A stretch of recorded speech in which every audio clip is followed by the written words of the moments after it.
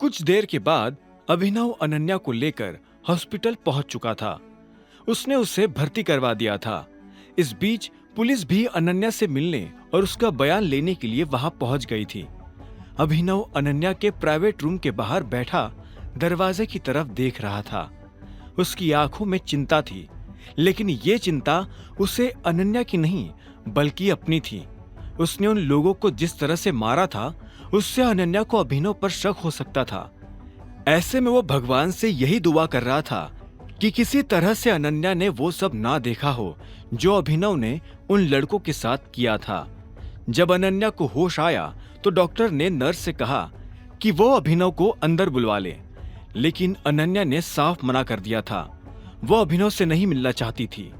इस बीच शर्मिला और राजीव भी हॉस्पिटल पहुंच चुके थे। जब वो दोनों अनन्या से मिलने के लिए उसके प्राइवेट रूम में दाखिल हो रहे थे, तब अभिनव भी उनके पीछे अंदर चला आया था। जब वो तीनों अंदर पहुंचे तो उन्होंने देखा कि अनन्या रो रही थी। उसने रोते हुए कहा, मैं बहुत डर गई थी। मुझे लगा कि अब तो मैं गई। उन लोगों को देखकर ऐसा लग रहा था कि वो मुझे किडनैप करके ही रहेंगे, लेकिन वो तो अच्छा हुआ कि चाहत वहां थी। जैसे एक आदमी ने मुझे हाथ लगाने की कोशिश की तो इतने में चाहत ने उस आदमी के पेट में लात मार दी। अनन्या के चेहरे पर अभी भी उसकी घबराहट साफ नजर आ रही थी। उसे देखकर ऐसा लग रहा था जैसे अभी भी वो उन किडनैपर्स के बीच में घिरी हुई हो। अभिनव दूर दरवाजे पर खड़ा होकर उसकी सारी बातें सुन रहा था। जब अनन्या ने उसकी जगह चाहत का नाम लिया तो अभिनव को अच्छा लगा। वो समझ गया था कि अनन्या उस घमासान लड़ाई को देखने से पहले ही बेहोश हो गई थी।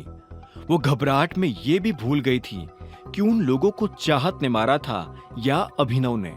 अनन्या ने आगे कहा, मुझे नहीं पता उन लोगों ने हमें क्यों रोका। वो कह रहे थे कि कोई प्रिंस नाम का आदमी मर गया है, लेकिन मैं सच में किसी प्रिंस को नहीं जानती हूँ। वो कह रहे थे कि वो प्रिंस की मौत का बदला पूरे गुड़गांव से लेंगे। अभिनव अब तक समझ चुका था कि प्रिंस कौन है। ये वही आदमी था जो उस दिन जॉनी को मार रहा था। अभिनव ने जॉनी को बचाने के लिए प्रिंस को बुरी तरह से मारा था, लेकिन तब उसे लगा नहीं था कि प्रिंस मर जाएगा। अभिनव भी ये समझ गया था कि ईशांत अभिनव का चेहरा पहचान गया था और इसीलिए उसने अनन्या की गाड़ी रुकवाई थी।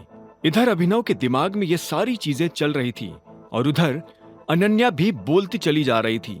ऐसे में अचानक शर्मिला को क्या सूझा कि उसने अनन्या की बात को बीच में काटते हुए कहा, एक सेकेंड, तुम कह रही हो कि जब ईशान ने तुम्हारे ऊपर हमला किया तब अभिनव तुम्हारे साथ था। वो क्या कर रहा था? यह सवाल सुन अनन्या ने धीरे से अपनी नजर ऊपर उठाई और अभिनव को देखने लगी।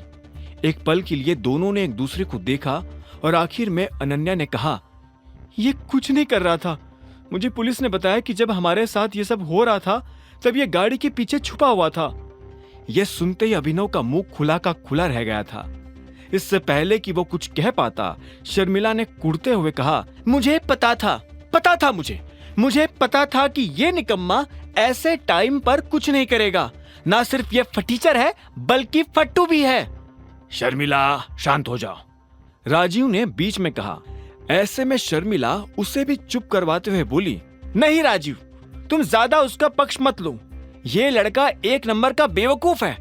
एक तो मेरी बेटी को ऐसी मुसीबत में डाल दिया और उसके बाद उसे अकेला छोड़कर गाड़ी के पीछे छुप गया। राजीव ने शर्मिला को समझाते हुए कहा, एक मिनट, जितना मैंने अनन्या की बातों को सुना है, उसने तो ईशान का नाम लेकर ऐसा नहीं कहा कि ये सारी मुसीबत अभिनव ने खड़ी की थी। जो कुछ भी किया वो ईशान ने खुद ही तो किया था। हाँ, लेकिन किसे पता सच क्या है। वैसे भी ये तो उल्लू ही है, आए दिन इधर उधर लोगों से लड़ाई करता फिरता है। हो सकता है कि इसी ने कुछ कांड किया होगा। जब जरूरत थी तब तो हाथ पैर चलाए नहीं।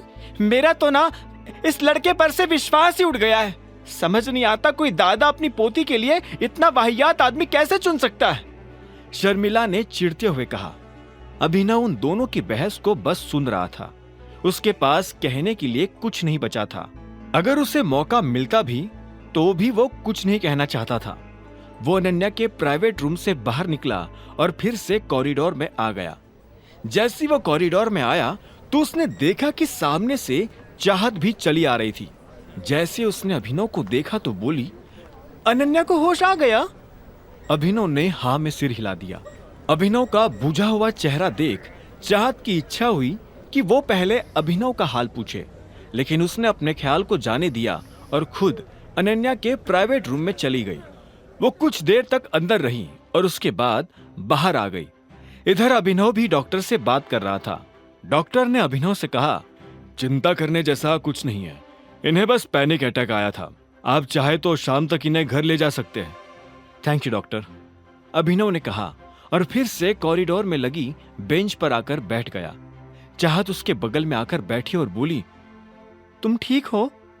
अभिनव ने बिना चाहत को देखे बस हाँ में सिर हिला दिया और बोला, अनन्या कैसी है? डॉक्टर कह रहे थे कि हम उसे आज शाम को घर ले जा सकते हैं। मुझे नहीं लगता कि वो शाम तक रुकने वाली है, वो अभी के अभी घर जाना चाहती है। अभिनव ने फिर से हाँ में सिर हिला दिया। उसे इस चीज में भी कोई दिक्कत नहीं थी। दोनों कुछ पल के लिए चुप रहे। आखिर में चाहत ने गहरी सांस ली और बोली, तुमने अनन्या को इस बारे में कुछ बताया क्यों नहीं? यह सुनते ही अभिनव को झटका लगा। उसने चाहत को देखा और बोला, किस बारे में? यही कि तुम उसकी जान बचाने के लिए इतने सारे गुंडों से एक साथ लड़ गए। यह सुनते अभिनव की सांस एक पल के लिए मानो अटक गई। भले ही अनन्या अभिनव को लड़ते हुए नहीं देख पाई थी, लेकिन चाहत ने तो उसके एक एक वार को देखा था। अभिनव की हैरानी को शांत करने के लिए चाहत मुस्कुराई और बोली, तुम तो बड़े खतरनाक लड़ते हो यार। खैर, ऐसा नहीं था कि मैं पहली बार तुम्हें यह सब करते हुए देख रही थी, लेकिन डूड, कल वाली फाइट तो वाज लाइक टॉप नॉच। पर तुमने मेरे सवाल का जवाब नहीं दिया। तुमने अनन्या को यह सब बताया क्यों नहीं? उससे क्या फर्क पड़ जाएगा? अभिनव ने हताशा भरे सुर में कहा। इस पर चाहत ने कहा, क्यों फर्क नहीं पड़ेगा? बहुत फर्क पड़ेगा। कम से कम उसके माँ बाप तुम्हें एक बेकार आदमी की तरह तो देखना बंद ही कर देंगे। ये सुनकर अभिनव ने एक सेकंड के लिए चाहत को देखा। चाहत को चीजें जानने का बड़ा शौक था और उसे जितना जानना चाहिए था वो उससे ज्यादा जानती थी।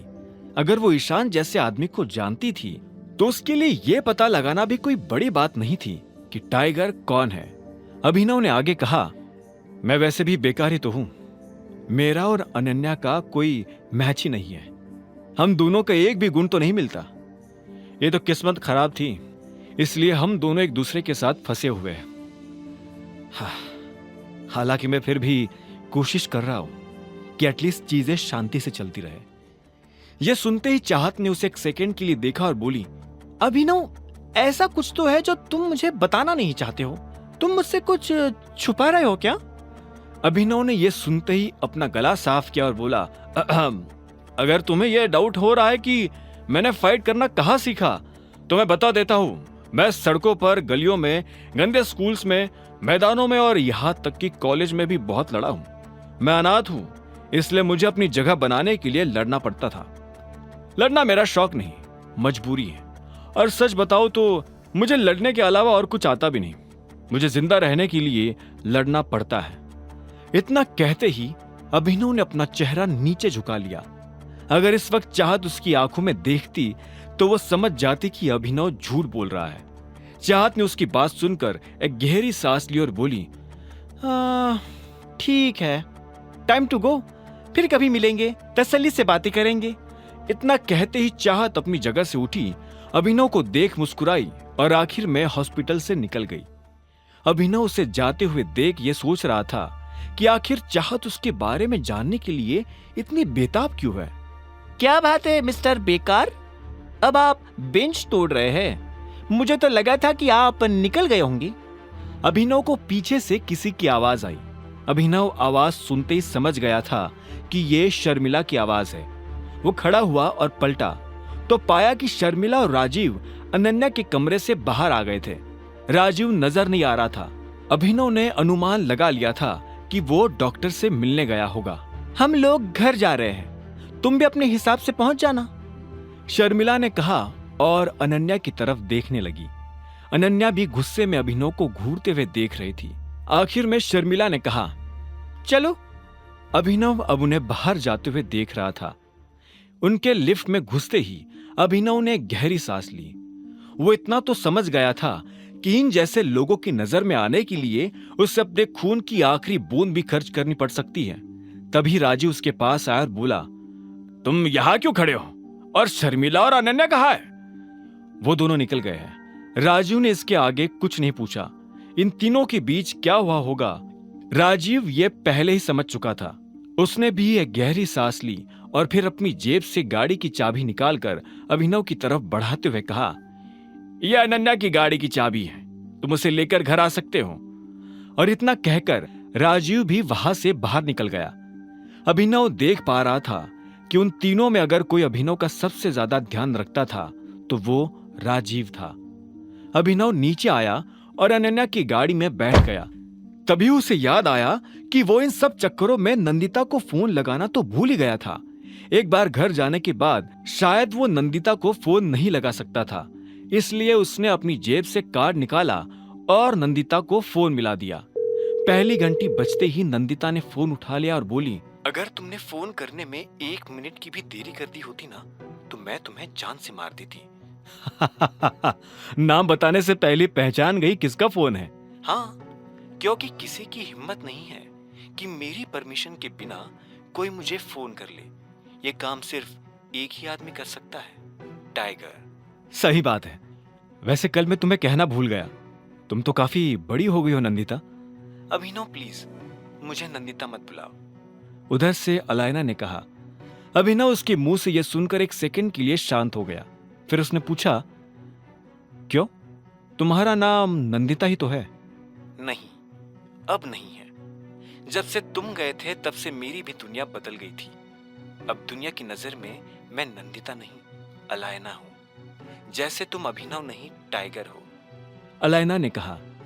अभिनव ने उसकी बात पर हां में सिर हिला दिया। यह तो अभिनव भी मानता था कि दुनिया काफी बदल गई थी। उसने कभी नहीं सोचा था कि उसके पिता इतने बड़े माफिया है और एक दिन वो खुद भी इतना बड़ा माफिया बन जाएगा। कभी कभी तो उससे बीते कुछ दिन किसी सपने की तरह लगते थे। वैसे तुम अभी क्या कर रहे हो? अगर फ्री हो तो मेरे घर आ जाओ, अलायना ने कहा। यह सुनते ही अभिनव के होश उड़ गए। अलायना उसे सीधा अपने घर बुला रही थी। अब आगे क्या होने वाला था? क्या वो अलायना से मिलने उसके घर जाएगा या वो अलायना को अपनी शादी के बारे में बता देगा? टर्न ऑफ टाइगर के सारे एपिसोड्स को सुनने के लिए डिस्क्रिप्शन में दी लिंक से डाउनलोड करें पॉकेट FM ऐप।